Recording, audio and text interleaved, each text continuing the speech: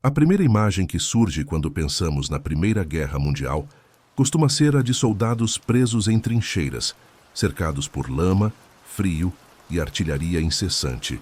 Mas a história verdadeira desse conflito é muito mais profunda, ampla e intricada do que essa cena congelada. É uma história que começa muito antes de 1914 e se estende por décadas, atravessando sociedades inteiras, transformando impérios, destruindo vidas e alterando para sempre a forma como a humanidade entende guerra, política, ciência e tecnologia.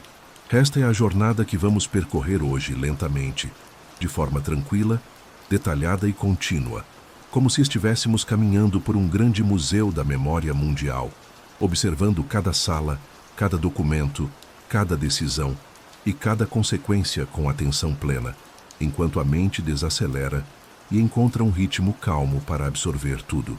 Antes de começarmos, por favor, curta o vídeo, inscreva-se no canal e comente de qual cidade ou estado você está assistindo esse vídeo documentário. Isso ajuda muito o canal a continuar crescendo. O mundo que existia antes de 1914 parecia, à primeira vista, relativamente estável, mas essa estabilidade era apenas uma superfície brilhante sobre um mar agitado de tensões profundas. Durante o século XIX, a industrialização transformou a economia, multiplicou a produção de armas, acelerou o crescimento das cidades e vinculou países a matérias-primas distantes. Os impérios europeus competiam de forma voraz por territórios na África e na Ásia, enquanto populações inteiras eram arrastadas para dentro de uma máquina global que alimentava indústria, comércio e ambição militar. Ao mesmo tempo, nacionalismos intensos surgiam por todos os lados. A unificação da Alemanha e da Itália, por exemplo, redesenhou o mapa europeu e deixou antigas potências inquietas com o novo equilíbrio de força. França carregava o ressentimento da derrota para a Alemanha. Entre os anos de 1871 e 1871, guardando no coração do país tanto o orgulho ferido quanto o desejo de revanche. Rússia buscava expandir sua influência sobre povos eslavos. O Reino Unido temia qualquer ameaça à sua supremacia naval. Tudo isso criava um ambiente onde alianças militares rígidas e interdependentes funcionavam como fios tensos de um tecido prestes a rasgar. O sistema de alianças, criado para garantir segurança, acabou se tornando uma armadilha. Alemanha e Áustria-Hungria se apoiavam mutuamente como grandes pilares de um mesmo edifício político, enquanto França, Rússia e o Reino Unido se aproximavam em uma aliança que, embora complexa, se tornava cada vez mais sólida. Pequenas crises que poderiam ter sido isoladas começaram a ter implicações internacionais imediatas. A disputa colonial no norte da África gerou atritos entre França e Alemanha. As guerras balcânicas entre os anos de 1912 e 1913 mostraram que a região dos Balcãs era um dos pontos mais instáveis da Europa, onde nacionalismos, religiões, memórias imperiais e rivalidades históricas conviviam como faíscas dentro de um barril de pólvora. Mesmo assim, apesar de todos esses alertas, a maior parte da população europeia acreditava que uma guerra total entre as grandes potências era improvável. Muitos diziam que a interdependência econômica impediria um conflito dessa magnitude. Outros acreditavam que as elites políticas e monárquicas seriam capazes de conter extremismos regionais. A verdade é que poucos eram capazes de imaginar o tamanho da destruição que surgiria a partir de um único disparo.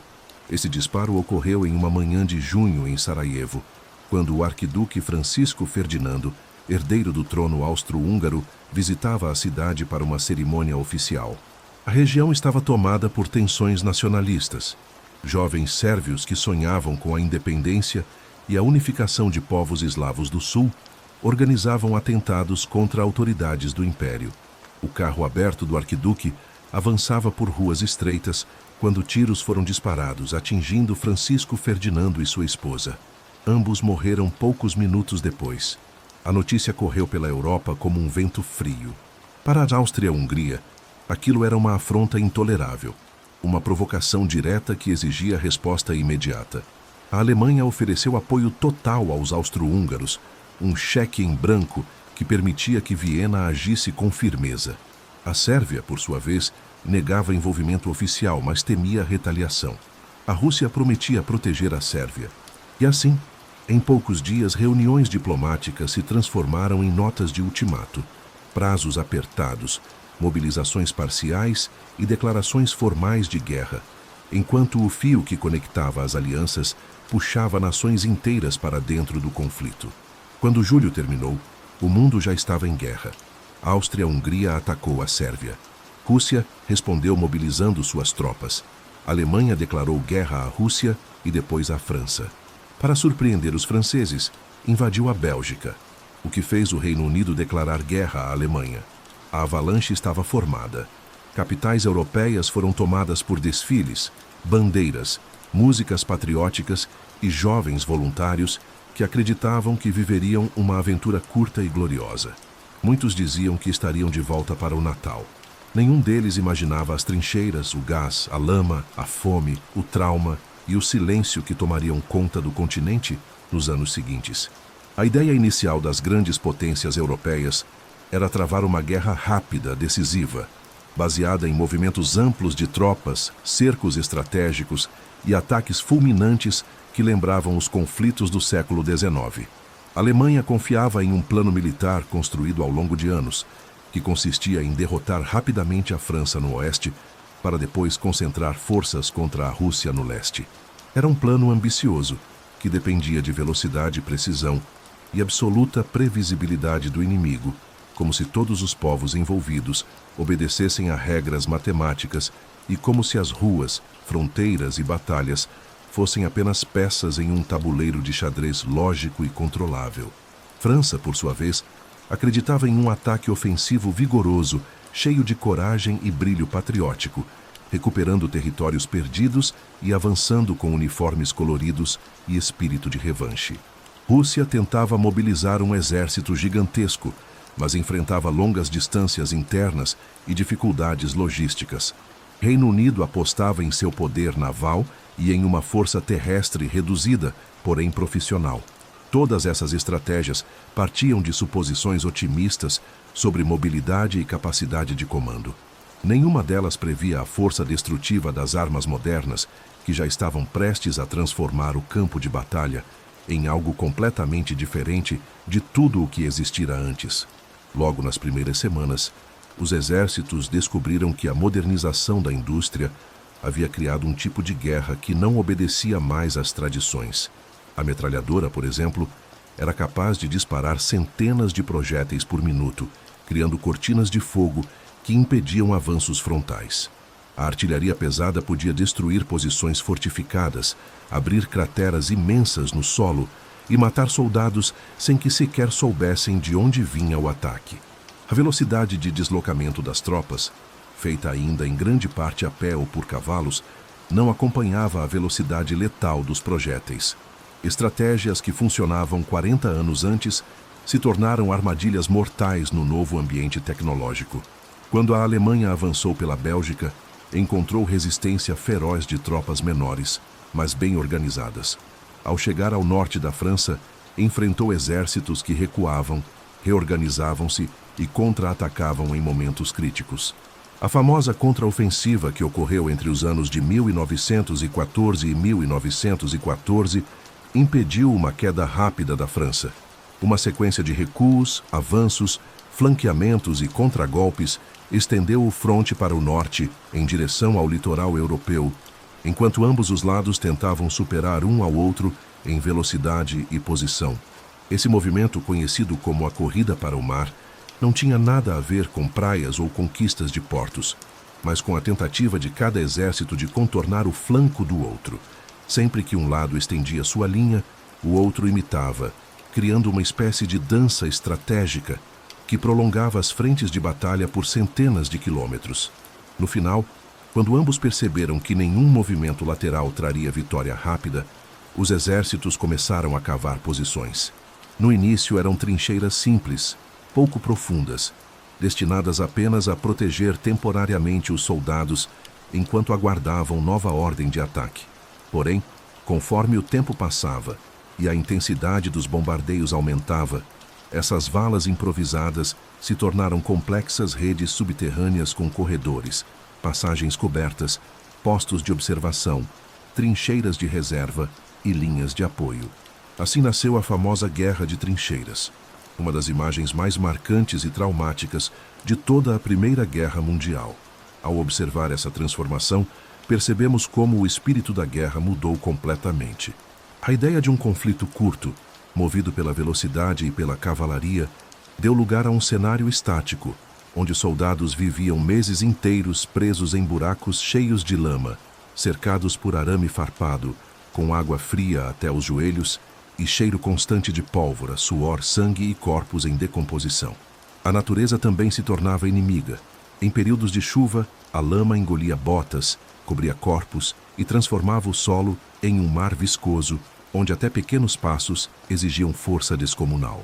No calor, o cheiro da decomposição aumentava. No frio, a água congelava dentro das botas e rachava a pele dos pés. Ratos enormes, alimentados pelos restos humanos, circulavam pelas trincheiras, como se fossem parte do ambiente natural daquele mundo distorcido. Eles se tornaram companheiros involuntários dos soldados, presentes ao lado das mantas, próximos aos cantis e correndo por cima dos corpos adormecidos. Havia também o aspecto psicológico. Viver semanas inteiras sob risco constante de morte criava um estado de atenção permanente que desgastava mente e emoção. O som da artilharia, ecoando por quilômetros, podia enlouquecer soldados que não estavam preparados para uma rotina de explosões repetidas sem aviso. Um único bombardeio durava horas ou até dias, com pausas curtas que apenas aumentavam o nervosismo de quem esperava o próximo impacto.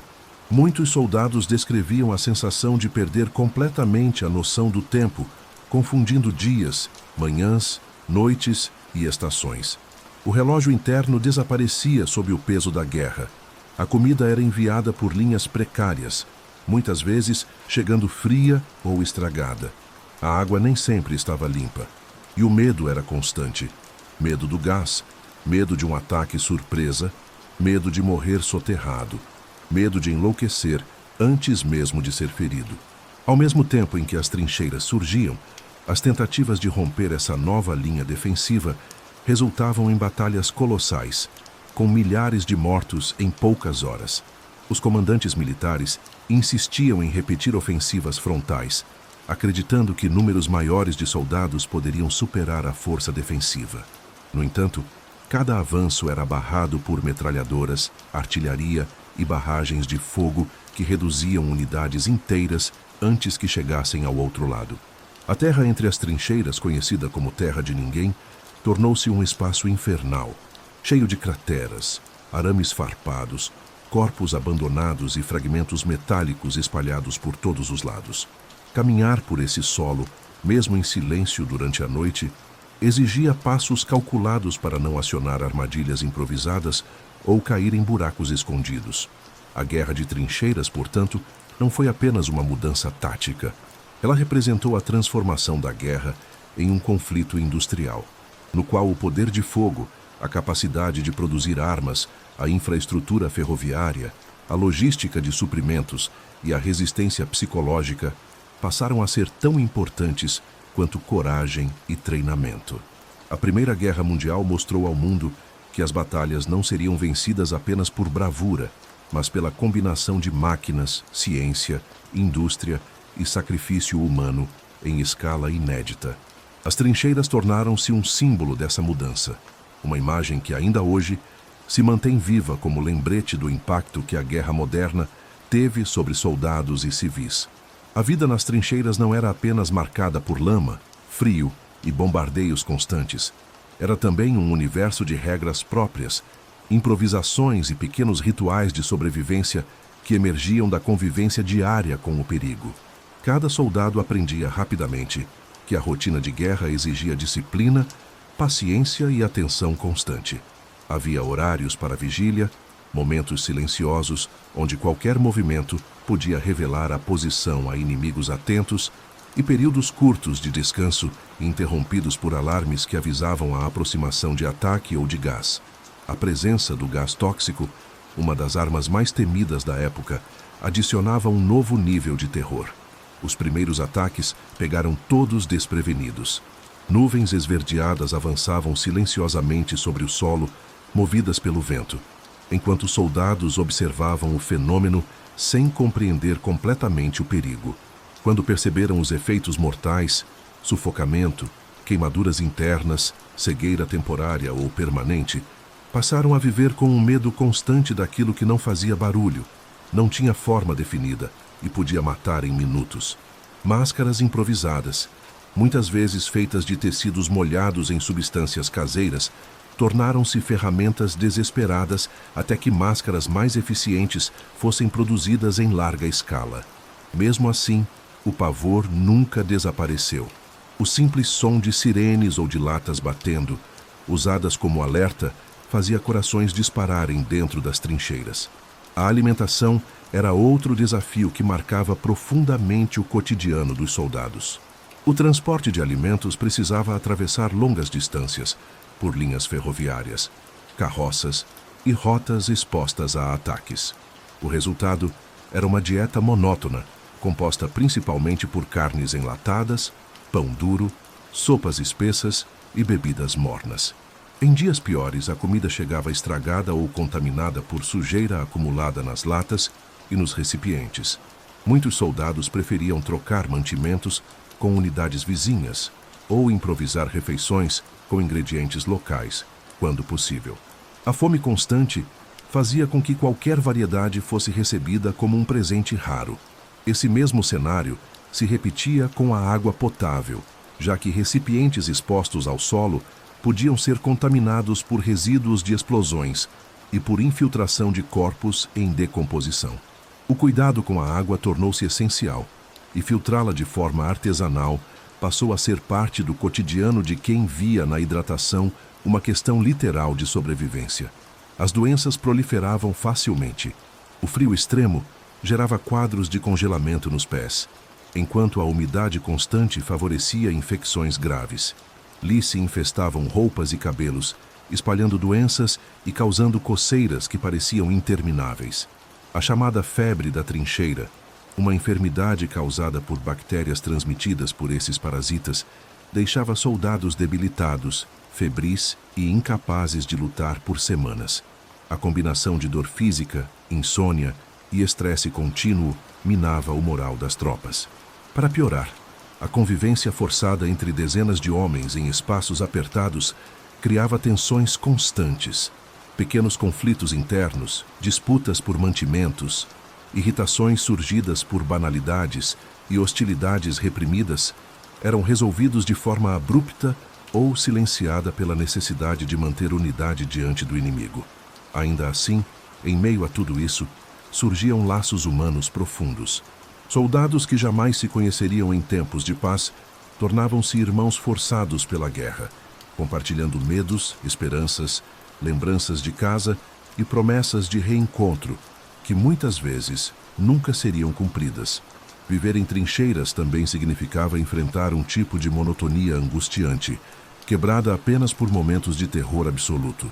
Dias inteiros passavam sem qualquer sinal de ataque, com soldados olhando para o horizonte, limpando equipamentos, escrevendo cartas ou tentando dormir entre bombardeios distantes. Depois, de repente, tudo mudava. Ordens de ataque chegavam, e homens antes imóveis eram jogados para fora das trincheiras em direção à terra de ninguém, onde arame farpado, crateras profundas, munição não detonada e corpos abandonados compunham uma paisagem perturbadora. Cruzar aquele espaço era um dos momentos mais aterrorizantes da guerra.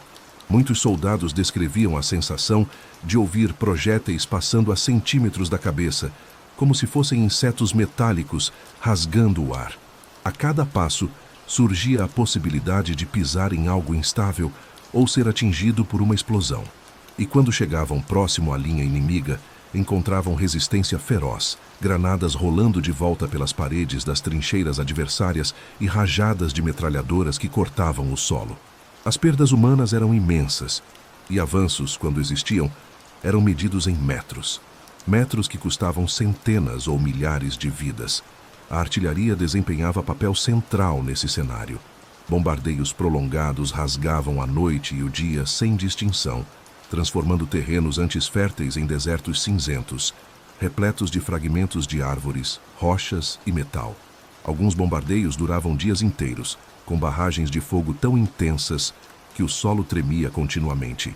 O som das explosões ecoava além da linha do fronte, atingindo vilas e cidades próximas e deixando milhares de civis apavorados.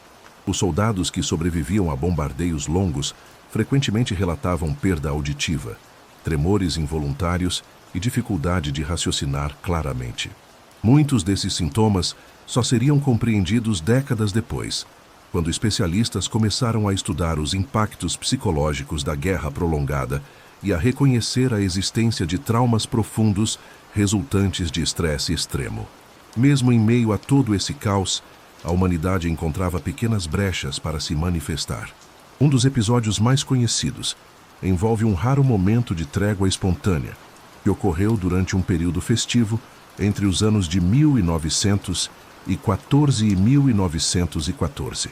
Soldados de lados opostos deixaram armas de lado, cantaram músicas, trocaram pequenos presentes, comeram juntos e por algumas horas lembraram que eram humanos antes de serem combatentes.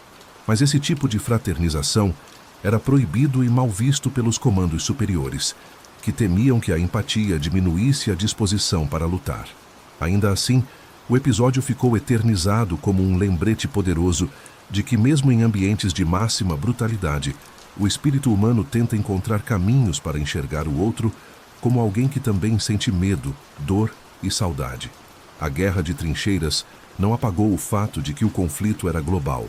Enquanto os soldados viviam o inferno da lama e do arame farpado, outras frentes se desenvolviam de maneiras diferentes, embora igualmente violentas. No leste europeu, o fronte se movia com mais dinamismo, refletindo vastas paisagens e longas distâncias. No sul do continente, áreas montanhosas transformavam batalhas em disputas verticais, com soldados enfrentando frio intenso e terrenos perigosos. No norte da África, no Oriente Médio e em regiões do Pacífico, unidades coloniais lutavam por impérios distantes, muitas vezes sem entender completamente os motivos pelos quais haviam sido convocadas. Enquanto a guerra se desenrolava nas trincheiras da Europa Ocidental, outras regiões do mundo também se tornavam palcos de disputas estratégicas que ampliavam o caráter verdadeiramente global do conflito. No leste europeu, a imensidão territorial criava um tipo de guerra completamente diferente daquela travada no oeste. Ali, as distâncias eram tão vastas que exércitos inteiros avançavam e recuavam por centenas de quilômetros, atravessando campos, florestas e planícies, enfrentando invernos rigorosos e verões intensos. A logística russa sofria com ferrovias insuficientes, comunicações precárias e dificuldades para abastecer um exército gigantesco espalhado por uma extensão continental. Ainda assim, nos primeiros meses do conflito, o exército russo surpreendeu ao avançar rapidamente em direção a regiões controladas pela Alemanha, forçando Berlim a redistribuir tropas que originalmente estavam destinadas à ofensiva ocidental. Esse movimento acabou prejudicando os planos alemães de uma vitória rápida. Porém, conforme o tempo passava, ficava claro que manter ofensivas profundas no leste exigia recursos que a Rússia tinha dificuldade de mobilizar em larga escala. Conflitos internos, crises econômicas, fome e tensões políticas começaram a corroer lentamente a força do Império Russo, deixando marcas que influenciariam seu futuro.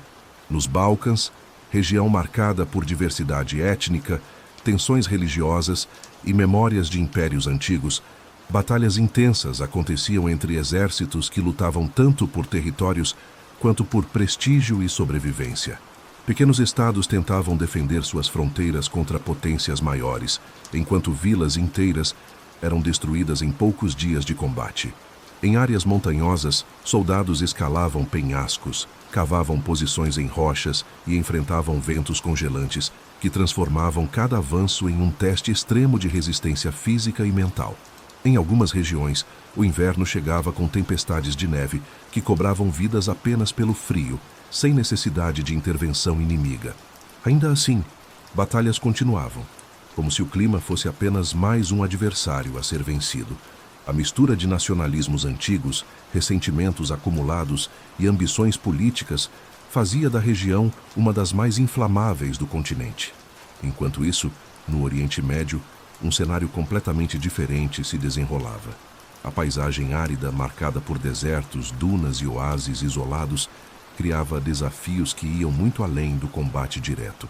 Tropas marchavam por longas distâncias, sob calor extremo, dependentes de suprimentos que muitas vezes demoravam dias para chegar. Regiões inteiras viviam sob dominação de impérios que já mostravam sinais de enfraquecimento, e movimentos locais buscavam autonomia e reconhecimento. Revoltas surgiam apoiadas por potências estrangeiras que viam na instabilidade uma oportunidade de enfraquecer adversários tradicionais.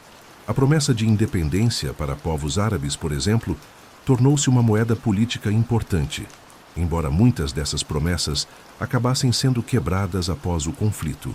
A guerra no Oriente Médio revelava como interesses coloniais, recursos naturais e posições estratégicas estavam profundamente entrelaçados.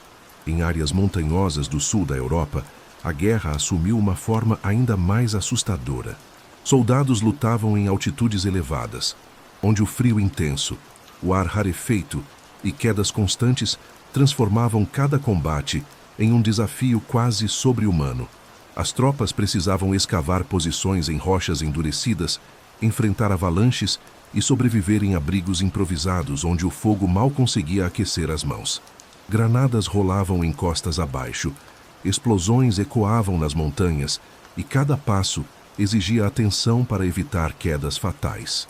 O contraste entre a beleza natural dessas paisagens e a brutalidade da guerra criava uma sensação surreal que marcou profundamente os sobreviventes.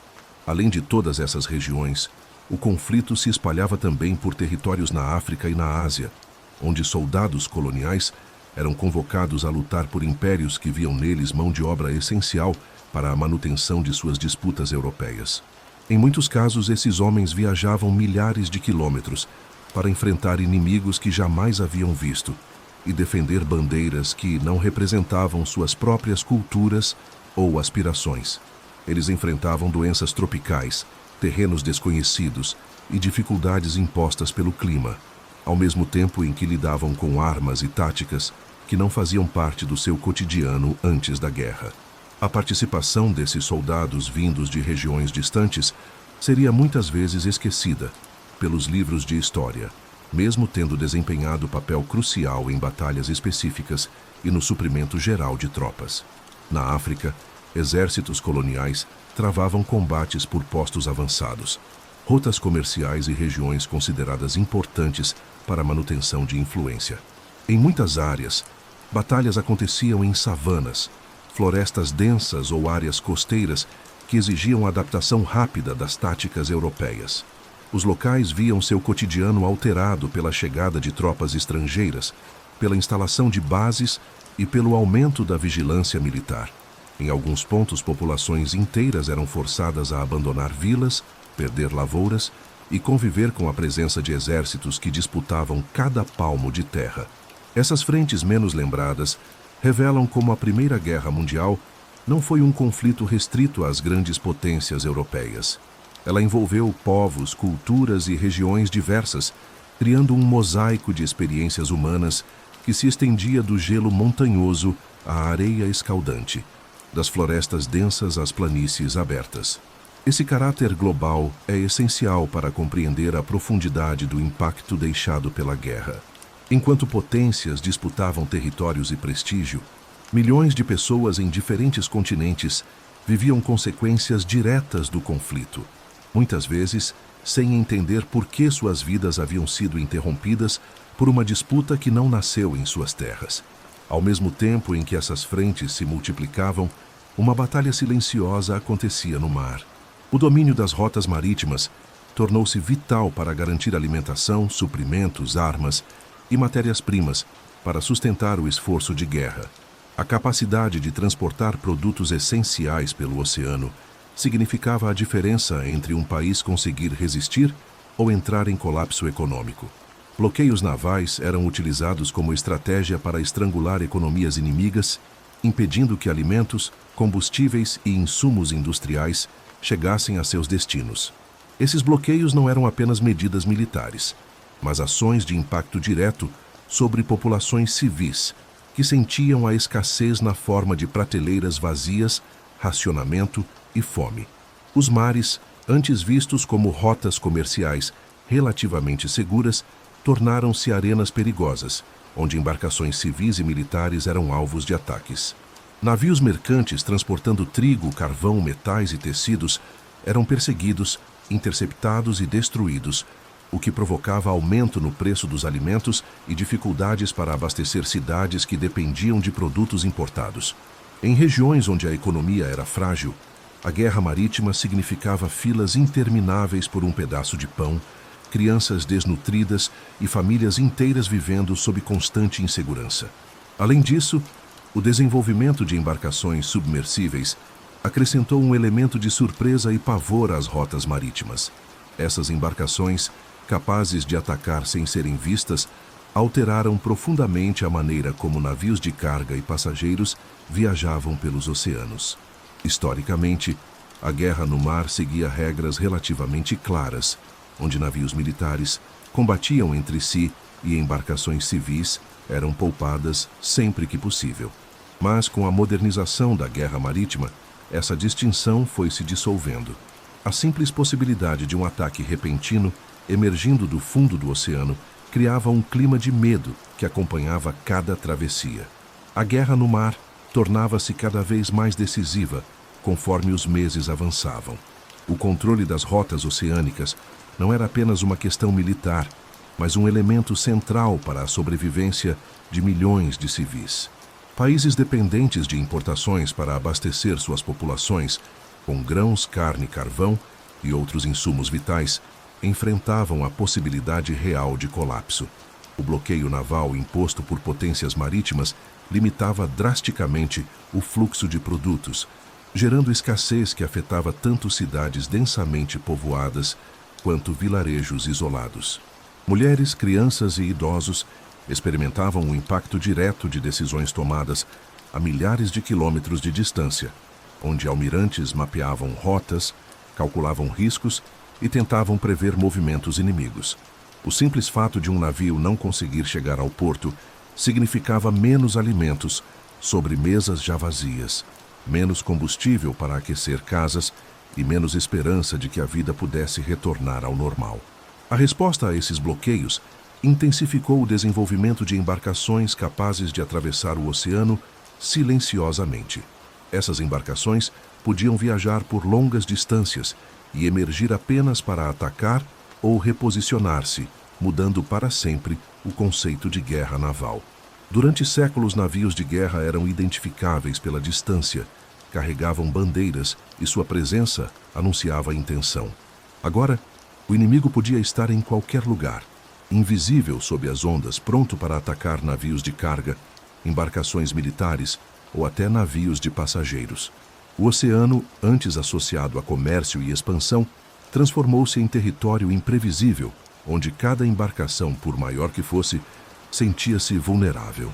Esse novo cenário não afetava apenas soldados ou marinheiros, mas também pessoas comuns que viajavam por necessidade ou esperança. Famílias inteiras carregavam malas, subiam em embarcações confiando que tudo daria certo e atravessavam mares sem saber que, a qualquer momento, um impacto repentino poderia destruir o casco e fazer a água invadir corredores, cabines e salões. Muitos sobreviventes relatavam o som seco da explosão, o tremor repentino que percorria o navio, a correria desesperada pelos corredores mal iluminados e o choque térmico ao tocar águas gélidas. Aqueles que conseguiam subir em botes improvisados enfrentavam longas horas à deriva, observando destroços flutuando ao redor como lembrança silenciosa da tragédia. Enquanto a guerra avançava, governos perceberam que não bastava conquistar território ou destruir navios inimigos. Era necessário controlar a narrativa, moldar percepções e manter a população confiante, mesmo quando a realidade se tornava cada vez mais difícil. A propaganda emergiu como instrumento central. Cartazes coloridos nas ruas incentivavam o alistamento, exaltavam patriotismo e retratavam o inimigo como ameaça absoluta. Nas escolas, crianças aprendiam músicas que celebravam o esforço nacional. Nos jornais, reportagens cuidadosamente editadas ocultavam derrotas graves e destacavam pequenas vitórias. A sensação de união era importante demais para ser deixada ao acaso. Assim, governos criavam estratégias para fortalecer moral interna, mesmo quando famílias sofriam com notícias de parentes desaparecidos ou mortos. A censura tornou-se parte essencial desse processo. Cartas enviadas por soldados eram frequentemente revisadas antes de chegarem ao destino. Qualquer menção a condições extremas nas trincheiras, escassez, doenças ou desespero, podia ser cortada para evitar desânimo entre civis. Jornais eram proibidos de publicar números reais de baixas para não gerar sensação de derrota precoce. Cidades longínquas, mesmo sem ouvir o som de bombardeios, viviam sob silêncio tenso de informações controladas. Conversas em tavernas, feiras e mercados refletiam essa fragilidade. Rumores se espalhavam facilmente, notícias contraditórias alimentavam ansiedade e a impressão geral era de que a verdade estava sempre parcialmente oculta. Conforme o conflito se prolongava, o impacto nas economias tornava-se evidente. Fábricas, antes dedicadas à produção de roupas, utensílios domésticos, ferramentas ou brinquedos, passavam a fabricar munição, armas, capacetes e uniformes. Trabalhadores que jamais tinham visto pólvora ou metal fundido, agora lidavam com linhas de montagem aceleradas e jornadas longas que exauriam físico e mente. A demanda era tanta que governos incentivavam a contratação de mulheres, que passaram a ocupar postos industriais até então exclusivos de homens. Nas cidades, era comum ver filas longas em frente a padarias, mercados e postos de distribuição, onde alimentos eram racionados e entregues em quantidades controladas. O esforço de guerra movia toda a sociedade. Até crianças participavam, recolhendo metais, tecidos ou papel para reciclagem. As ruas tinham um clima de urgência constante, como se cada gesto precisasse contribuir para a vitória. Nesse contexto, o papel das mulheres mudou profundamente. Elas assumiram funções administrativas, operaram máquinas industriais, dirigiram ambulâncias, trabalharam em campos agrícolas e atuaram como enfermeiras em hospitais lotados de feridos. Suas mãos cuidavam de soldados com ferimentos graves, passavam noites inteiras lavando curativos, preparando remédios, trocando ataduras e acolhendo homens que chegavam das batalhas em estado de choque. Muitas testemunhavam a dor silenciosa dos que perderam companheiros, sofreram amputações ou carregavam traumas psicológicos profundos. O impacto dessa participação feminina seria sentido nas décadas seguintes, pois abriu caminho para debates sobre direitos, igualdade e reconhecimento social. Enquanto isso, tensões internas cresciam. Em grandes cidades, greves e manifestações surgiam como consequência direta da fome, da inflação e do sentimento de que sacrifícios eram desiguais. Trabalhadores questionavam salários insuficientes e condições de trabalho inseguras.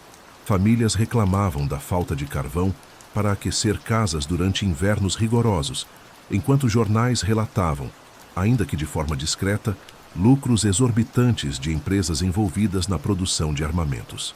Em alguns países, protestos foram reprimidos com violência, gerando ainda mais descontentamento.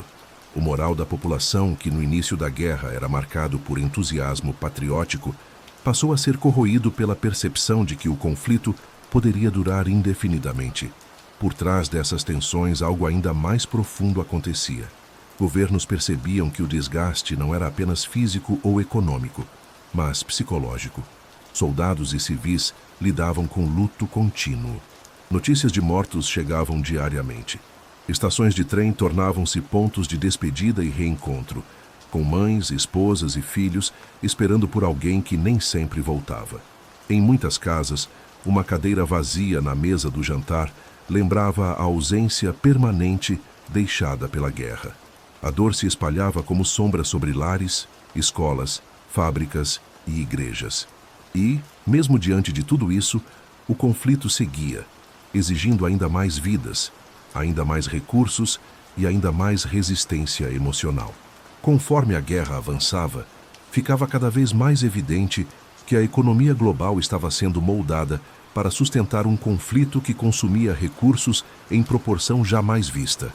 As nações envolvidas precisavam alimentar milhões de soldados espalhados por diversas frentes, produzir munição em ritmo acelerado, abastecer fábricas com carvão, aço, tecido e couro, manter ferrovias funcionando e garantir que cidades inteiras não colapsassem por falta de alimentos ou combustíveis.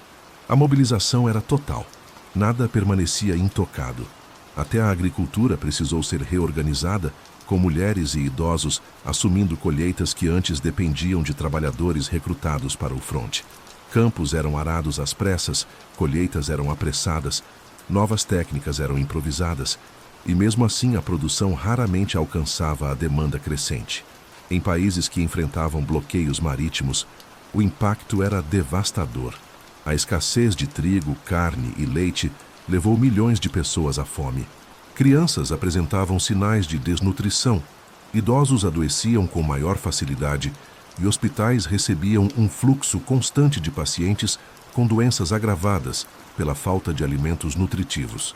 As padarias, que antes vendiam pães frescos diariamente, passaram a distribuir rações controladas, muitas vezes feitas com farinhas de qualidade inferior ou misturadas com ingredientes alternativos para render mais. O pão, que por séculos foi símbolo de estabilidade e vida cotidiana, transformou-se em um produto raro, disputado e vigiado. A fome corroía a esperança das populações civis e enfraquecia a capacidade de resistência moral que os governos lutavam para preservar. Ao mesmo tempo, os soldados que voltavam da linha de frente para curtos períodos de descanso traziam consigo relatos que revelavam o verdadeiro horror da guerra, apesar da censura oficial.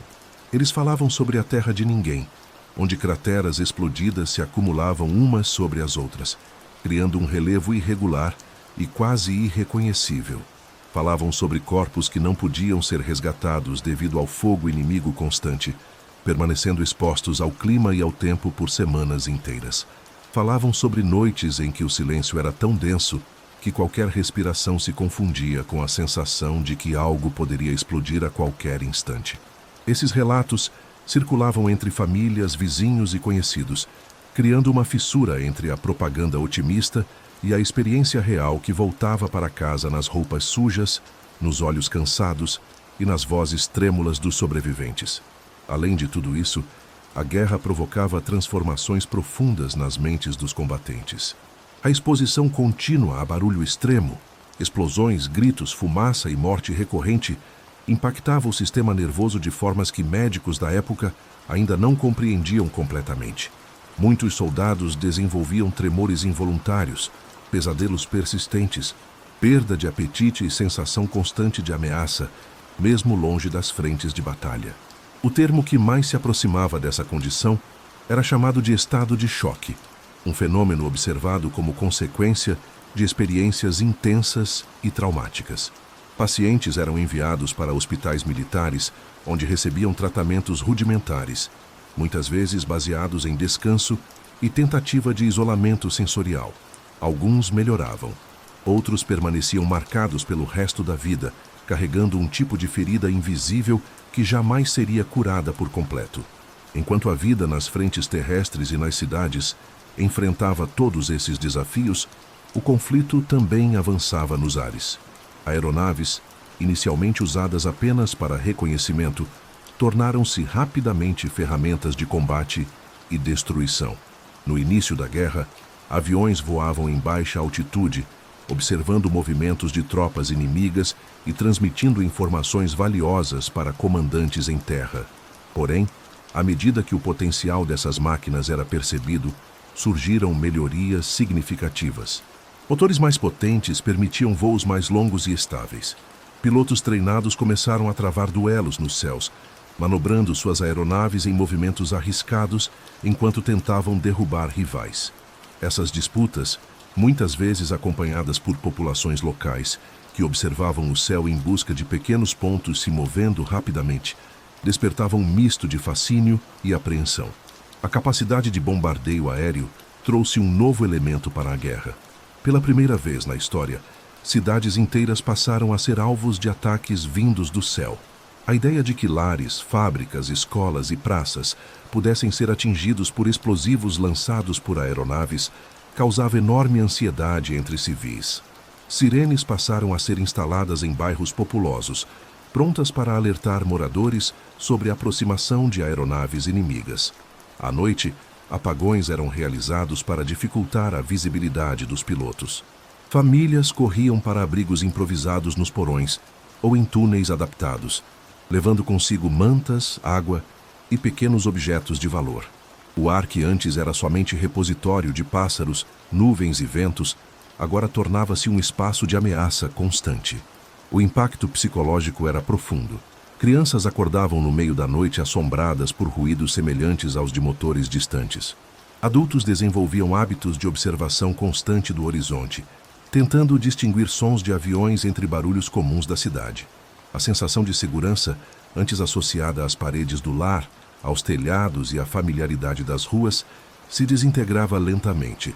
Até mesmo cidades distantes das frentes diretas podiam ser atingidas por ataques aéreos estratégicos, criando uma percepção de que nenhum lugar era realmente seguro.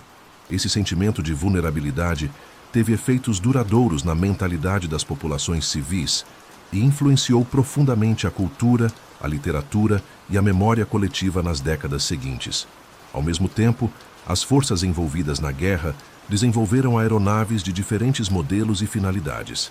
Algumas eram leves, rápidas e ideais para reconhecimento. Outras eram grandes, feitas para carregar bombas e percorrer longas distâncias. O som grave de motores anunciava aproximações que podiam mudar o destino de bairros inteiros em questão de minutos. Pilotos tornaram-se figuras quase lendárias, conhecidos por coragem extrema e por operar máquinas tidas como milagres da engenharia moderna. No entanto, por trás de toda essa aura de heroísmo, o risco era constante. Muitos pilotos morriam não em batalha direta, mas devido a falhas mecânicas, problemas de vento, perda de controle ou turbulências inesperadas. A aviação estava em seus primórdios, e cada voo era, por si só, um salto em direção ao desconhecido. Apesar de todo esse desenvolvimento tecnológico, a guerra permanecia essencialmente humana em seu sofrimento. Hospitais militares recebiam feridos em número crescente, criando uma dinâmica desesperada de atendimento, triagem e tentativa de salvar o máximo de vidas possível com recursos limitados.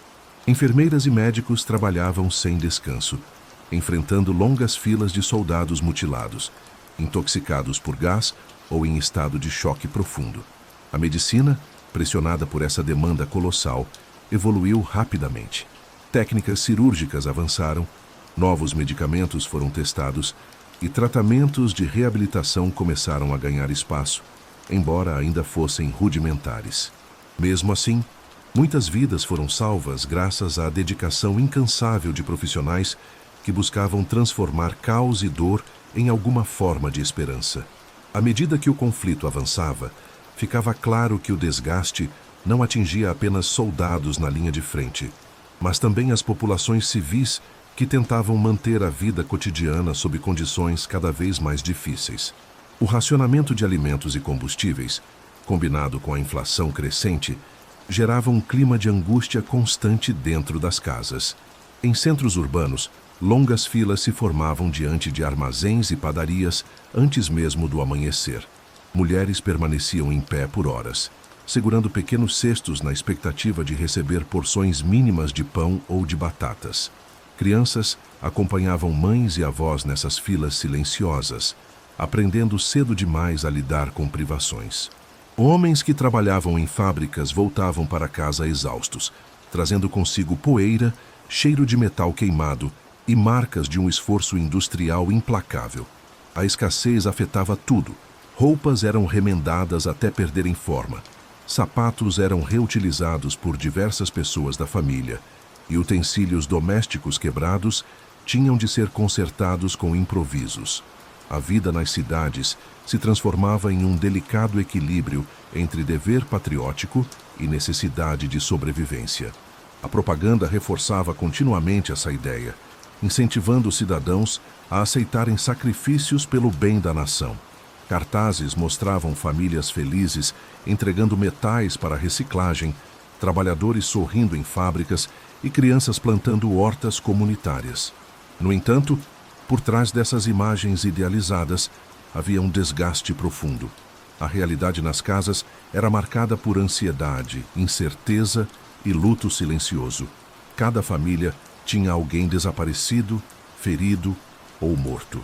Quase todos conheciam ao menos uma casa onde as janelas estavam permanentemente fechadas em sinal de luto.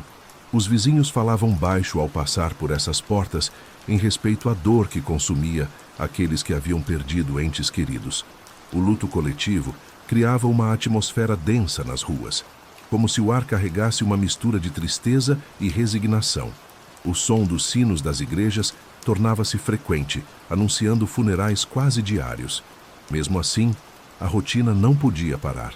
Crianças continuavam indo à escola, embora muitas vezes faltassem professores convocados para o fronte. Mercados abriam com as prateleiras quase vazias. Hospitais ficavam superlotados com civis debilitados pela fome e pelo frio. A guerra, antes vista como algo distante, passava a tocar a vida de todos de forma direta e contínua. Enquanto isso, nos campos de batalha, o desgaste das tropas alcançava níveis alarmantes. O frio intenso, a lama constante, a presença de ratos e insetos, o risco permanente de ataque surpresa, as explosões que nunca cessavam e a visão diária da morte criavam um ambiente insuportável para a mente humana. Aqueles que conseguiam sobreviver fisicamente muitas vezes voltavam marcados por traumas profundos. Alguns soldados, após meses nas trincheiras, relatavam sensação de vazio absoluto, como se tivessem perdido partes invisíveis de si mesmos. Outros descreviam a experiência de caminhar pela terra de ninguém como atravessar um território, onde a vida parecia existir apenas como vaga lembrança. O trauma psicológico tornava-se mais evidente quando soldados eram enviados a unidades de descanso. Muitos chegavam com olhar distante, movimentos lentos e dificuldade para manter conversas simples. Pesadelos perturbavam seu sono. Qualquer ruído mais alto provocava reações de pânico. Alguns permaneciam horas sentados, encarando o chão sem dizer palavra. Médicos da época faziam o possível para tratar esses homens, mas os conhecimentos sobre saúde mental eram limitados. Tratamentos improvisados incluíam repouso, banhos quentes, conversas leves e tentativas de afastar pacientes de ambientes barulhentos. No entanto, a maioria precisava retornar à linha de frente após poucas semanas, mesmo sem estar emocionalmente preparada para enfrentar novamente o horror das batalhas. Nas trincheiras, a organização de unidades passava a depender cada vez mais da improvisação. Armazenamentos subterrâneos eram criados para proteger munição e comida da umidade. Caminhos estreitos, muitas vezes iluminados apenas por velas, ligavam setores diferentes da linha. Postos de observação eram montados em pontos elevados, onde soldados se arriscavam para identificar movimentações inimigas. Comunicações eram feitas por mensageiros, pois fios eram frequentemente destruídos por bombardeios. Em noites de céu limpo, o brilho das estrelas servia como guia para aqueles que precisavam se deslocar silenciosamente. Em noites de chuva, o barulho das gotas camuflava passos, mas transformava o solo em lama densa que prendia pernas e botas. Apesar de toda essa precariedade, momentos de humanidade surgiam entre os combatentes. Em dias particularmente silenciosos, soldados trocavam histórias sobre suas vidas antes da guerra, mostrando fotos de familiares, falando sobre fazendas, oficinas de costura, pescarias e escolas. Alguns tentavam ensinar músicas simples ou jogos improvisados para afastar a monotonia. Outros escreviam cartas que talvez nunca fossem entregues, mas que serviam como alívio emocional. Havia até quem esculpisse pequenos objetos em pedaços de madeira encontrados entre destroços, criando lembranças para levar de volta para casa, caso sobrevivessem. Ao mesmo tempo, a guerra produzia mudanças profundas no pensamento das pessoas. A ideia de progresso, tão celebrada antes do conflito, começou a ser questionada. Como era possível que nações consideradas modelos de cultura, ciência e tecnologia tivessem mergulhado em uma destruição tão vasta? Filósofos, escritores e artistas começaram a expressar esse desconforto em obras que refletiam desencanto, pessimismo e crítica social. Poetas descreviam a brutalidade das trincheiras com honestidade dolorosa. Pintores retratavam cidades destruídas como sombras retorcidas de um mundo perdido. A cultura passava por transformação, e essas mudanças moldariam movimentos artísticos e intelectuais ao longo de muitas décadas.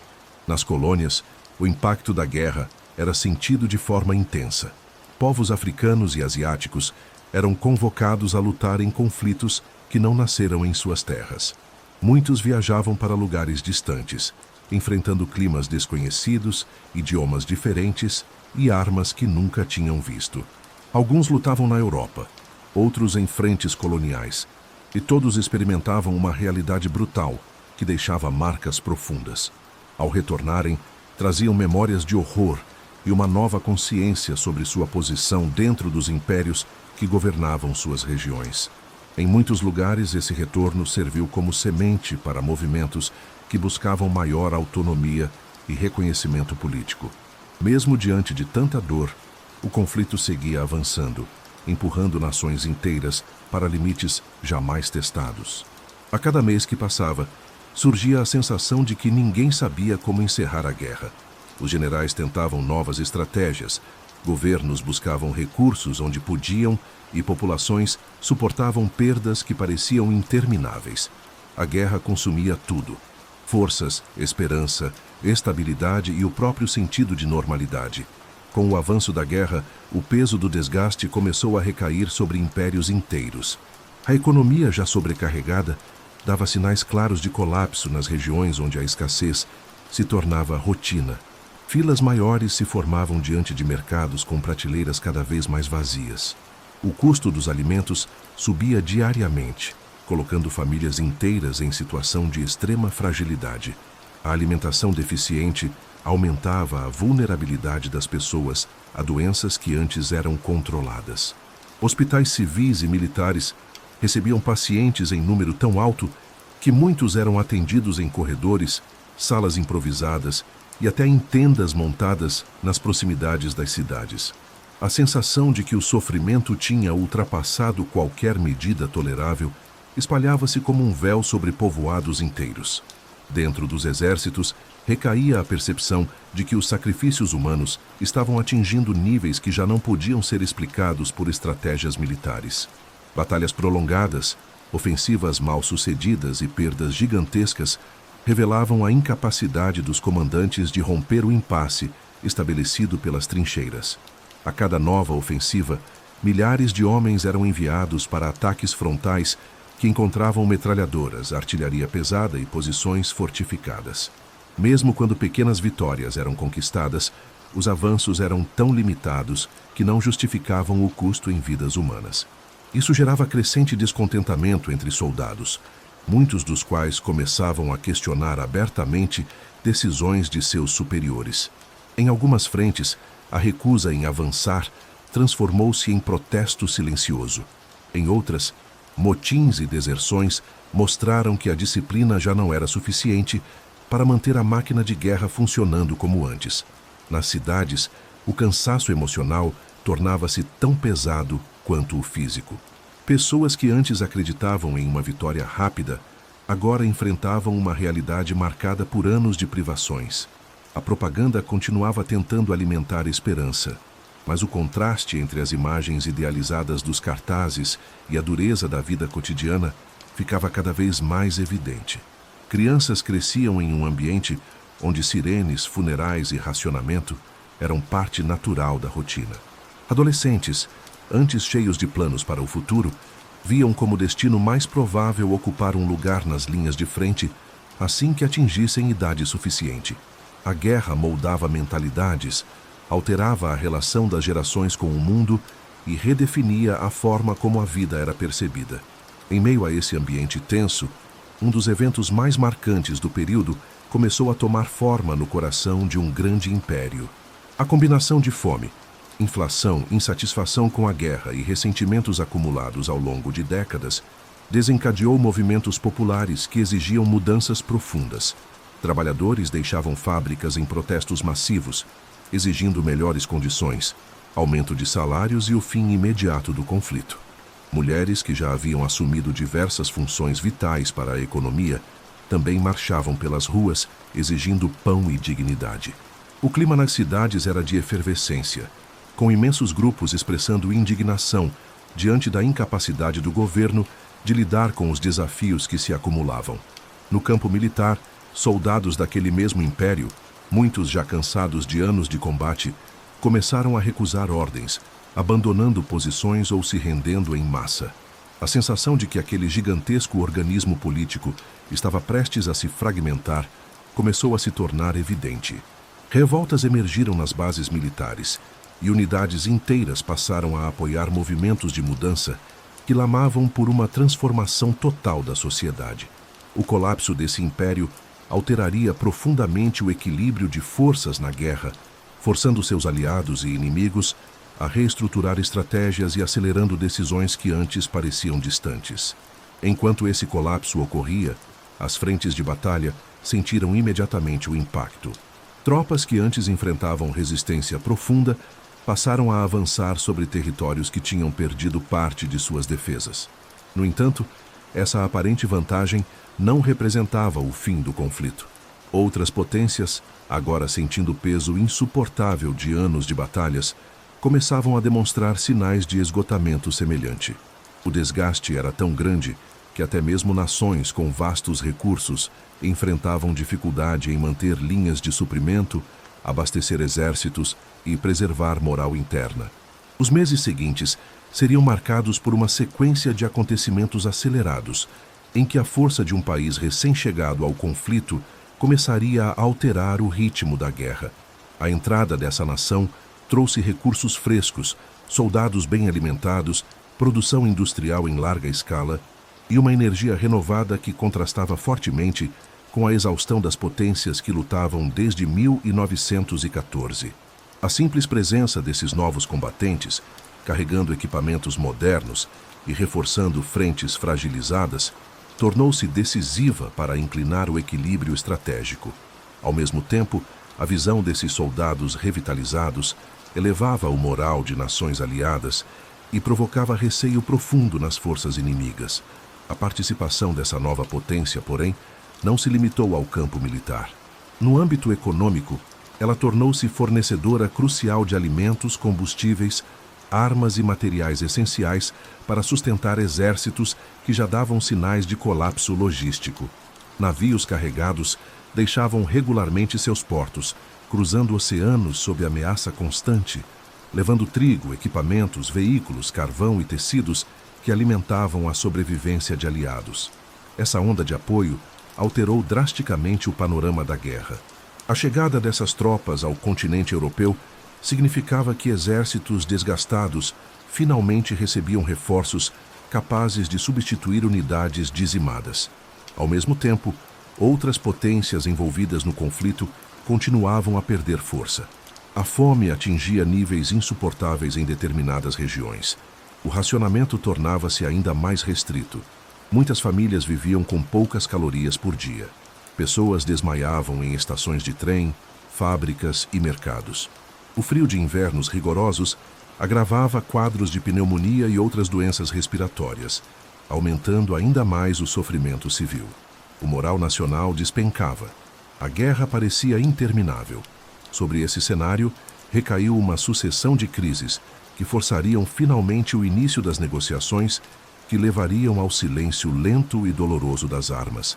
Mas para chegar a esse ponto, ainda haveria batalhas, ofensivas e decisões que exigiriam últimas forças de povos já exaustos. A entrada dessa nova potência no conflito, trazendo consigo recursos industriais colossais e soldados renovados, marcou o início de uma virada profunda na estrutura da guerra. A presença desses homens, acostumados a outra realidade, reforçava posições fragilizadas, e oferecia fôlego novo a exércitos quase exauridos. Nos primeiros encontros entre tropas veteranas e contingentes recém-chegados, muitos soldados europeus observaram com surpresa o vigor, a saúde e a confiança daqueles homens. Enquanto eles caminhavam com botas limpas, uniformes bem cuidados e equipamentos modernos, os veteranos carregavam cicatrizes no corpo e no olhar, marcados por anos de lama, frio e bombardeios. Essa diferença era tão visível que, para muitos comandantes, tornou-se imediatamente claro que a guerra havia ganhado um novo ritmo. As linhas inimigas, ao perceberem esse reforço, começaram a sentir a pressão de uma força que não compartilhava o mesmo cansaço acumulado desde 1914. Enquanto exércitos tradicionais demonstravam desgaste emocional, físico e material, essas novas tropas surgiam como um muro renovado, firme e disposto a enfrentar cada desafio. A presença delas simbolizava não apenas força militar, mas também esperança. Esperança de que o conflito, enfim, pudesse caminhar para um encerramento. Esperança de que o sacrifício de milhões não tivesse sido em vão. Esperança de que a exaustão após tantos anos poderia finalmente ser substituída por algum tipo de paz duradoura.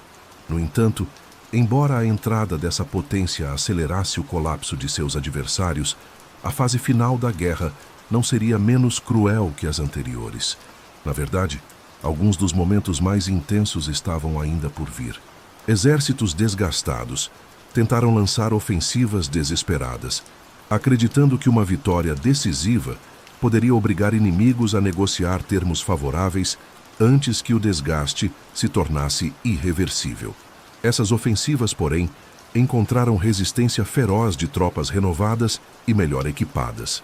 As batalhas tornaram-se brutais, feitas de avanços mínimos e perdas gigantescas, como se a guerra, consciente de sua própria proximidade ao fim, exigisse um último tributo de sangue antes de permitir que o silêncio voltasse a se instalar sobre campos mutilados.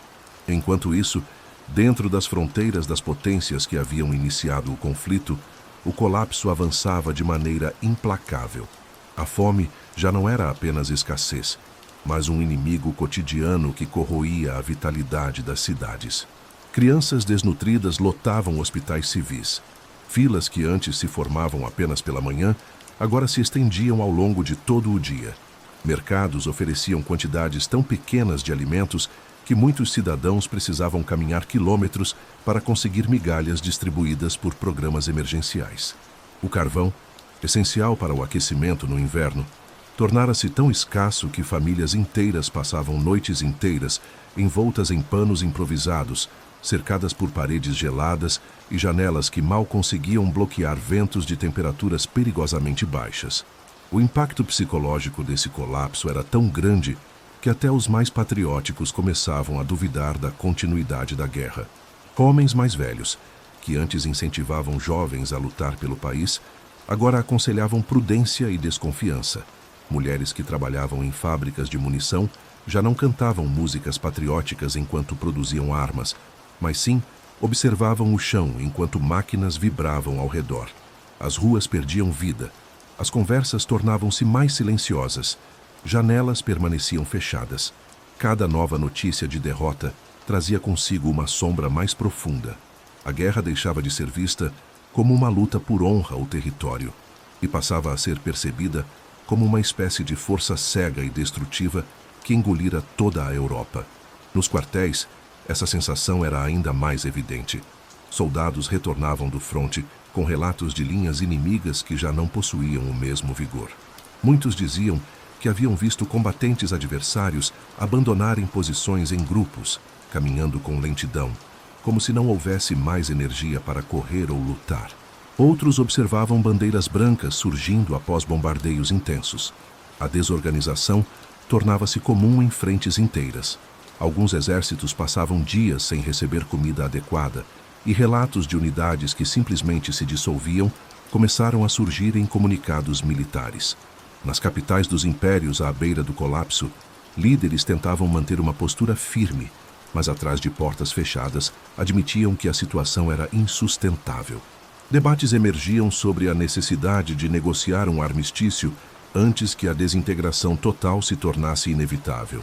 Porém, o orgulho nacional, combinado ao medo de revoltas internas, atrasava decisões que poderiam poupar milhares de vidas. Era como se as potências estivessem presas em uma teia de decisões tomadas no passado, incapazes de recuar sem admitir erros profundos. Quando finalmente os primeiros pedidos formais de cessar fogo foram enviados, o mundo parecia suspender a respiração. Tropas avançavam com cautela, esperando respostas. Civis reuniam-se em praças, em frente a rádios e jornais, aguardando qualquer sinal de que a guerra pudesse terminar. Nas trincheiras, homens que tinham convivido com morte, medo e incerteza por anos inteiros observavam o horizonte, tentando entender se o silêncio repentino era real ou apenas a calma tensa antes de mais um ataque. As negociações foram longas e tensas. Cada país envolvido buscava garantir as melhores condições possíveis para si, mesmo após anos de desgaste e sofrimento. Exércitos inimigos enviaram delegações por estradas destruídas, atravessando vilarejos arruinados e campos marcados por crateras profundas. Delegados caminhavam por salas improvisadas, onde documentos eram assinados com mãos trêmulas. Oriundos de cidades distantes, eles carregavam sobre os ombros o peso de milhões de vidas que aguardavam apenas uma palavra para que a morte perdesse espaço para a esperança. Quando os canhões finalmente silenciaram, o mundo ouviu um tipo de silêncio que não existia havia anos. Animais saíram cautelosos de esconderijos. Soldados largaram armas, sentindo um alívio tão profundo que alguns simplesmente se ajoelharam no chão. Em cidades longínquas, sinos tocaram. Em vilas isoladas, crianças correram para as ruas. Em casas sombrias, lágrimas foram derramadas em memória dos que não voltariam. A paz, apesar de frágil, havia retornado. Mas o fim dos combates não significava o fim das consequências. Agora, nações precisavam enfrentar a realidade amarga de reconstruir economias destruídas, acolher feridos, enterrar mortos e redefinir fronteiras.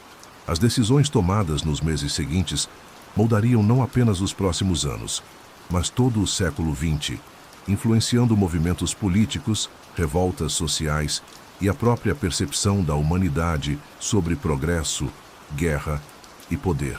Quando o silêncio finalmente se instalou sobre as frentes de batalha, o mundo percebeu que o fim do conflito marcava apenas o começo de uma nova fase igualmente desafiadora. Era necessário compreender o tamanho da ferida aberta. As estradas estavam destruídas, ferrovias haviam sido arrancadas do solo, pontes jaziam em ruínas, florestas tinham sido derrubadas pela força da artilharia e cidades inteiras se transformaram em escombros. Milhões de soldados retornaram para lares que já não existiam, ou encontraram famílias profundamente mudadas pela fome, pela doença e pelo luto. A guerra havia terminado, mas a devastação continuava viva em cada rua, em cada vila e em cada olhar marcado por anos de dor. As primeiras semanas após o cessar dos combates foram marcadas por uma mistura de alívio e incredulidade. Em muitas regiões, soldados simplesmente não sabiam o que fazer com o silêncio. Alguns continuavam caminhando mecanicamente, como se estivessem presos em uma rotina que já não fazia sentido. Outros demoraram dias para abandonar trincheiras, temendo que o inimigo estivesse usando o anúncio de paz como armadilha. A desconfiança era tão profunda quanto o cansaço. Apenas quando ordens oficiais chegaram repetidas vezes, confirmando que os canhões permaneceriam calados, muitos homens começaram a recolher seus pertences, embrulhar pequenas lembranças e olhar, pela primeira vez em anos, para o horizonte com uma ponta de esperança. Nas cidades, sinos tocaram durante horas. Em vilarejos afastados, moradores reuniram-se em praças improvisadas, celebrando o fim de um sofrimento que parecia interminável. Crianças correram pelas ruas, desfrutando de um tipo de alegria que não era visto desde antes de 1914.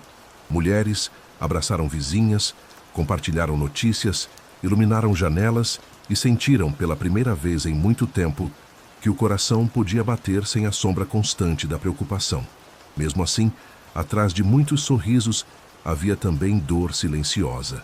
Era impossível comemorar sem lembrar dos que não voltaram. Mesas tinham lugares vazios, camas permaneciam intocadas. Fotografias eram seguradas com mãos trêmulas. A paz trouxe alívio, mas também obrigou famílias a enfrentar a ausência definitiva dos que haviam partido.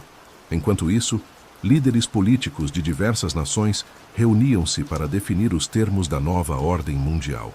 Era um processo repleto de disputas, tensões e ressentimentos acumulados ao longo de décadas.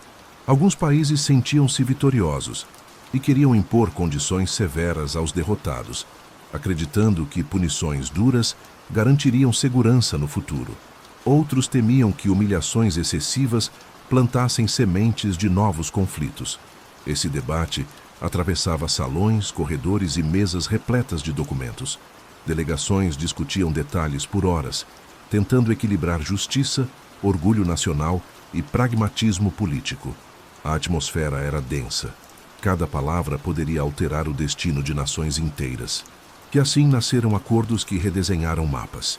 Fronteiras foram traçadas com régua sobre regiões que carregavam histórias complexas.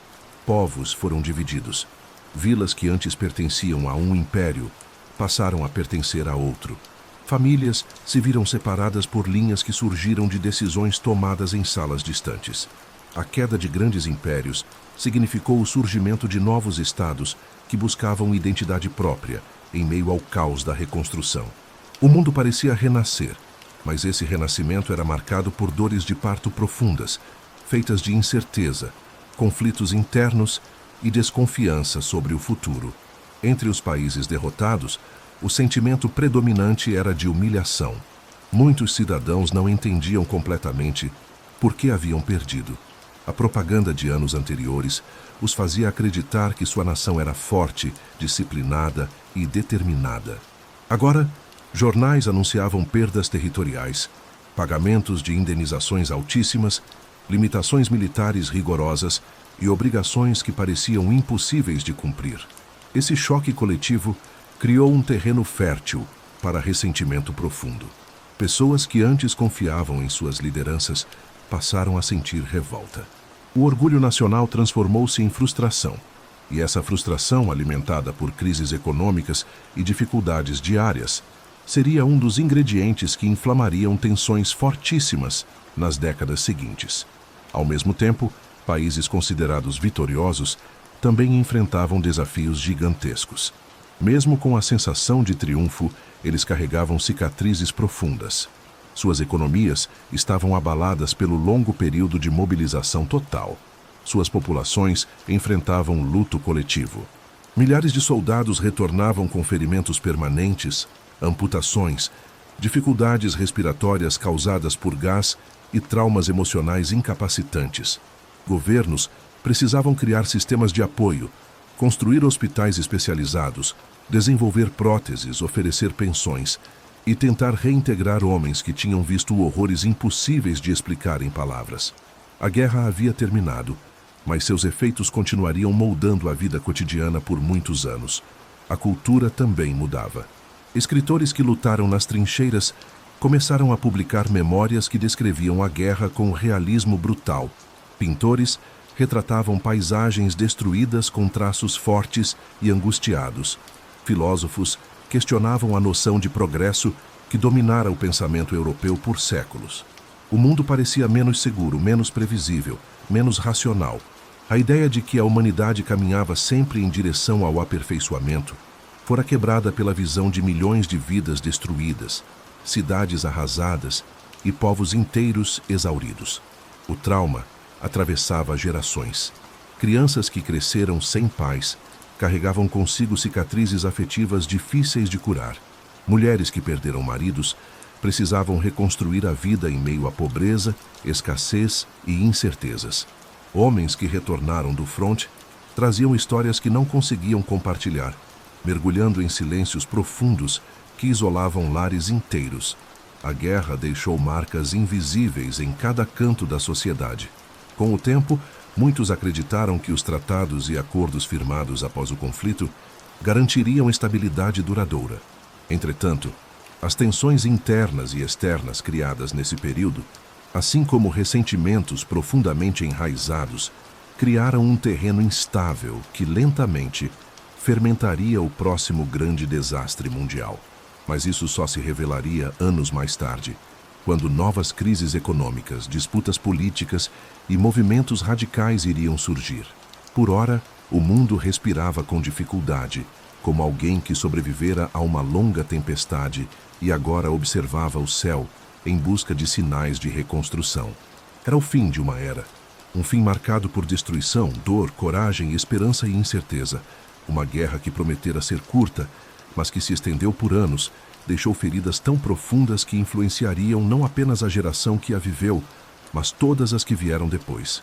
Quando o mundo começou a se recuperar lentamente da devastação, ficou evidente que a Primeira Guerra Mundial não havia apenas destruído cidades, impérios e economias, mas também fragmentado ideias, certezas e visões de mundo profundamente enraizadas.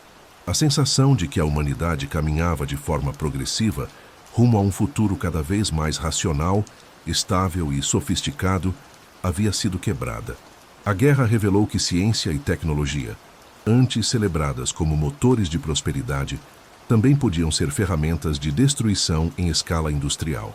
Essa constatação abriu uma ferida cultural que se espalhou por diversas expressões humanas: literatura, poesia, filosofia, pintura, música, arquitetura e até formas de pensar o tempo e o próprio sentido da vida. Nas grandes cidades, movimentos culturais começaram a questionar tudo o que parecia sólido antes de 1914. Poetas que haviam lutado nas trincheiras escreveram versos que misturavam memórias de lama, sangue, silêncio e explosões com reflexões profundas sobre a fragilidade humana. Alguns expressavam desilusão total com a civilização.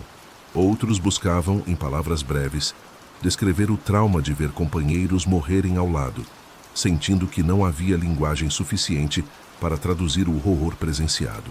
Pintores romperam com formas tradicionais e buscaram representar o caos através de linhas fragmentadas, cores distorcidas e composições que pareciam quebradas, assim como o mundo que viam ao redor.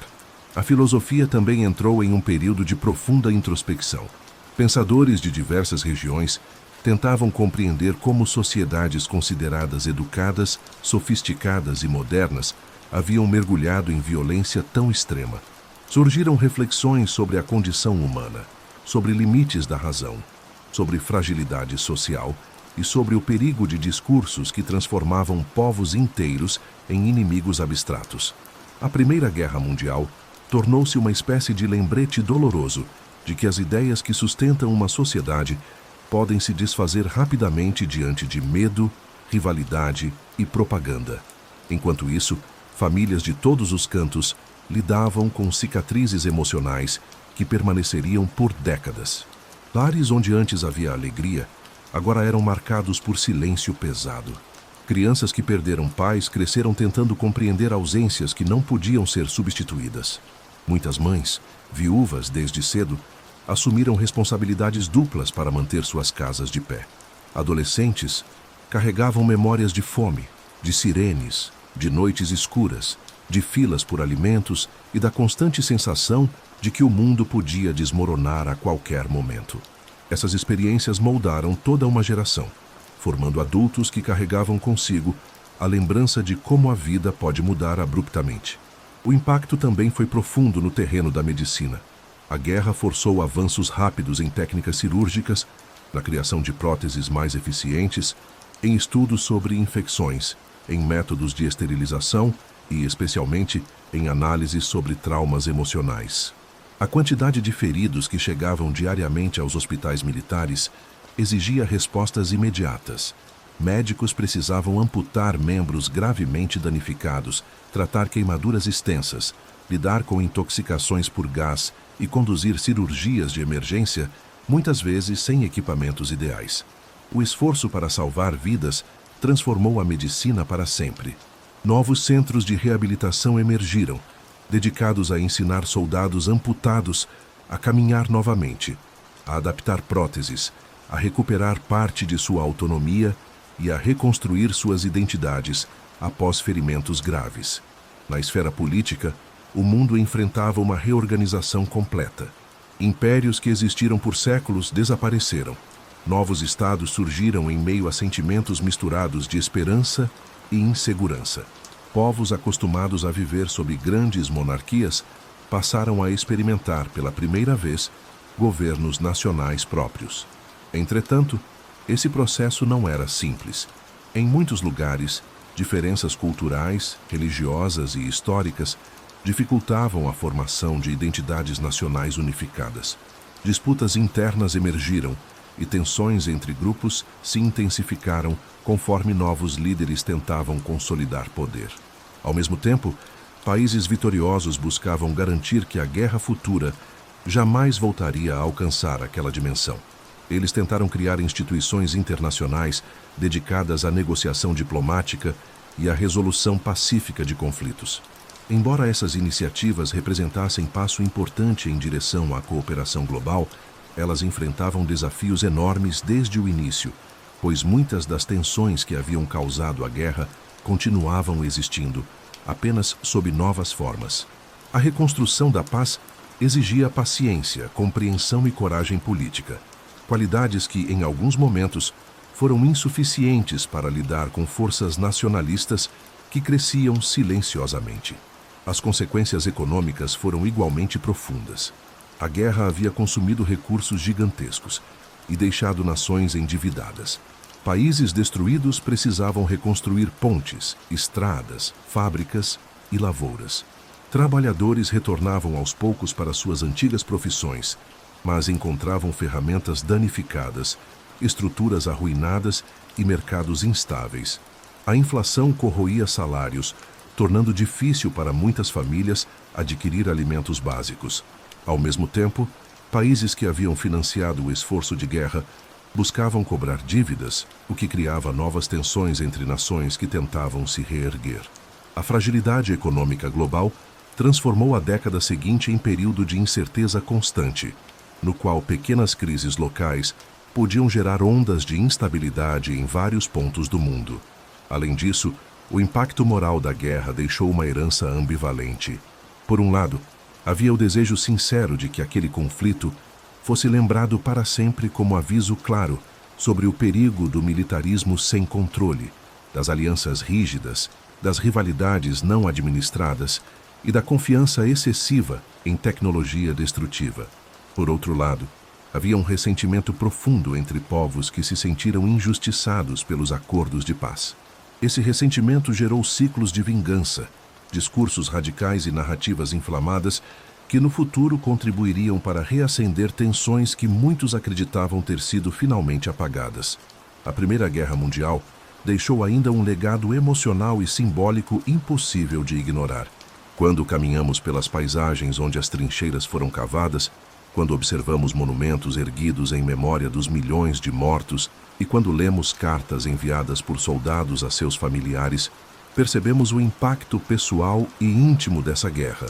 Cada nome gravado em pedra representa uma vida interrompida, um futuro que deixou de existir, uma história que não pôde ser concluída. Cada lápide alinhada em fileiras intermináveis conta não apenas o destino de um soldado, mas o destino de um mundo que acreditava ser indestrutível e descobriu sua própria vulnerabilidade. À medida que avançamos pelo século XX, encontramos resquícios profundos da Primeira Guerra Mundial em quase todos os aspectos da vida moderna: fronteiras políticas, avanços tecnológicos, modos de vida urbanos, movimentos culturais, mudanças no papel das mulheres, traumas familiares e até nas sombras que prepararam o terreno para o próximo grande conflito global. Ela foi uma ruptura na linha do tempo da humanidade, um ponto de corte tão profundo que separou eras, definiu novos caminhos e reconfigurou a maneira como sociedades inteiras entendem poder, liberdade, responsabilidade e fragilidade. E assim, quando olhamos de longe, percebemos que a Primeira Guerra Mundial não foi apenas uma sucessão de batalhas e tratados. Foi uma mudança estrutural na alma humana, um lembrete doloroso de que nenhuma civilização está imune aos erros que nascem de orgulho, rivalidade, medo e ambição. Um lembrete de que o progresso técnico não garante avanço moral. Um lembrete de que vidas humanas não podem ser reduzidas a números em relatórios militares. E um lembrete de que a memória é ferramenta essencial para evitar que tragédias se repitam. Quando observamos a dimensão dessa história, percebemos que a Primeira Guerra Mundial não foi apenas um conflito militar entre nações, mas uma transformação profunda da própria experiência humana. Atravessamos um mundo que acreditava estar construindo futuro brilhante por meio da ciência, da indústria e da tecnologia, apenas para descobrir que essa mesma capacidade de inovação podia ser usada para destruir vidas em escala jamais vista. Vimos como ambições políticas, rivalidades antigas e alianças rígidas criaram uma cadeia de eventos que arrastou milhões de pessoas para dentro de uma espiral de violência. E vimos como, mesmo depois de todo esse sofrimento, o processo de cura seria lento, complexo e marcado por incertezas. Ao longo da narrativa, acompanhamos soldados que enfrentaram frio intenso, lama infinita, explosões constantes e medo profundo. Cada um deles carregava consigo histórias únicas, escritas entre trincheiras e esperanças frágeis. Vimos também o sofrimento de famílias que aguardavam notícias, muitas vezes recebendo apenas silêncio ou a confirmação definitiva da perda. Vimos cidades inteiras transformadas por racionamento, escassez e insegurança. Vimos impérios desmoronarem enquanto populações tentavam manter alguma forma de dignidade. Vimos culturas inteiras procurarem novas linguagens para expressar o trauma que palavras tradicionais já não conseguiam descrever. A Primeira Guerra Mundial não deixou apenas crateras no solo. Deixou crateras na memória, na arte, na política, na ciência, na forma como o mundo compreende poder e responsabilidade. Foi como se o planeta tivesse sido obrigado a olhar para o próprio reflexo e reconhecer uma sombra que antes estava escondida. Uma sombra feita de escolhas precipitadas, de orgulho nacional transformado em arma, de discursos inflamados que obscureceram a razão, de promessas que se tornaram enganos e de esperanças que foram esmagadas pelo peso de decisões tomadas longe de quem pagaria o preço delas. Ao mesmo tempo, a guerra trouxe consigo a compreensão de que a paz não é simples recompensa automática do fim dos combates. A paz precisa de construção, de diálogo, de esforço contínuo, de memória viva. Precisa de sociedades dispostas a encarar suas próprias falhas, a corrigir rumos e a fortalecer a empatia humana para que o horror não se repita. Por isso, a Primeira Guerra Mundial permanece tão presente, mesmo mais de um século depois. Ela não é lembrada apenas pelos números imensos, mas pelos detalhes humanos, pelos fragmentos de vidas interrompidas, pelos diários escritos à luz de velas, pelas fotografias desbotadas guardadas em caixas, pelas cartas enviadas do fronte, pelos objetos pequenos que soldados trouxeram de volta como se fossem âncoras para não esquecer quem eram antes do caos. E assim, ao finalizar essa jornada, percebemos que olhar para esse período é também olhar para nós mesmos, para aquilo que somos capazes de construir e destruir, para a delicadeza da vida, para a importância da escolha consciente, para a necessidade de preservar pontes em vez de erguer muros. A história da Primeira Guerra Mundial segue sendo um aviso silencioso, profundo e indispensável, lembrando que nenhuma sociedade está protegida de repetir seus erros quando esquece suas origens e ignora suas próprias falhas. A narrativa chega ao fim, mas a reflexão continua. Atravessamos eras, fronteiras, batalhas, escombros e esperanças. Agora, ao repousar a mente, deixamos que a memória desse passado distante encontre espaço sereno dentro de nós, não como peso, mas como compreensão, não como dor, mas como aprendizado, não como medo, mas como lembrança viva de que a humanidade, mesmo em seus momentos mais sombrios, sempre procura formas de seguir adiante. Se você gostou desta jornada, compartilhe, curta, inscreva-se no canal e comente a cidade de onde está assistindo. Isso ajuda a manter viva a produção de conteúdos longos, profundos e históricos que atravessam fronteiras e nos aproximam de nossas próprias raízes.